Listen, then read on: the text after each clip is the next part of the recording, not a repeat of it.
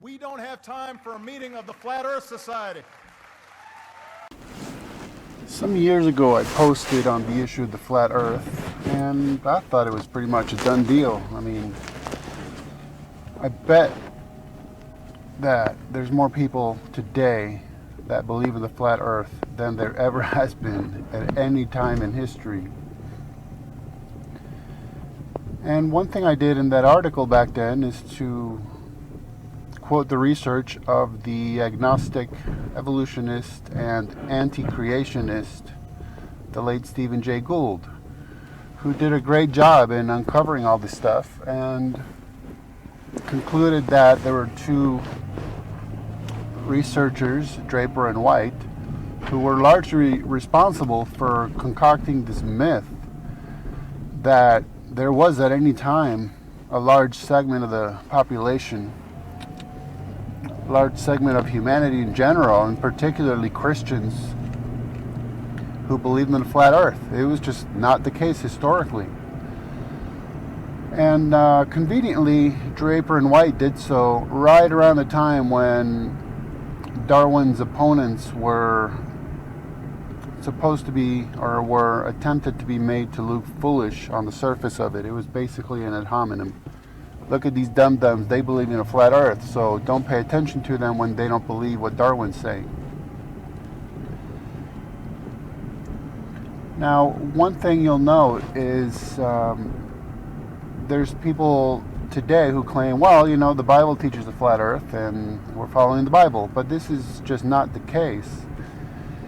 And you can know this even if, and especially when, their evidence is one verse here, half a verse over there, two verses over there, all jam-packed together and supposed to mean something.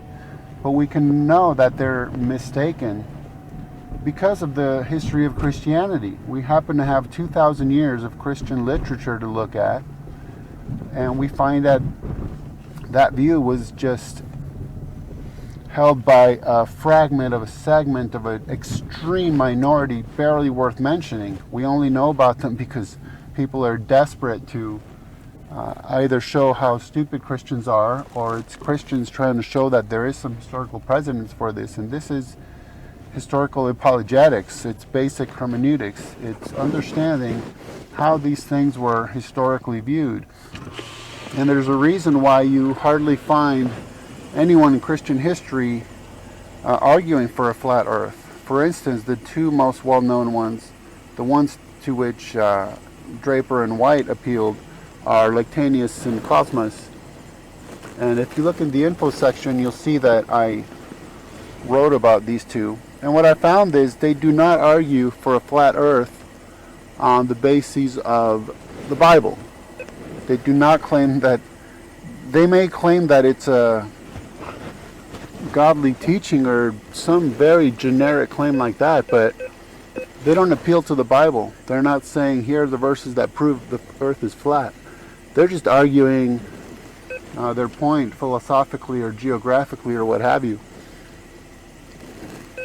And so it's fascinating that the issue of the flat earth has absolutely exploded all over the internet, and has done so in a way that seems very artificial to me. I mean, basically hardly anyone's discussing it, and all of a sudden, boom, it is absolutely everywhere.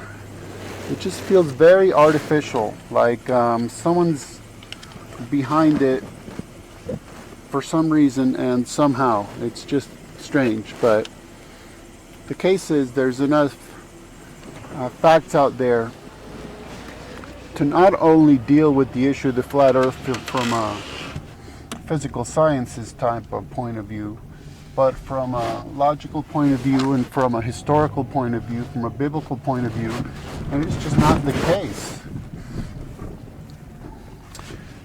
Now, lastly, one thing I would love to see is a debate between a flat earther and a hollow earther. Oh man, I think I just had a mini stroke just thinking about it.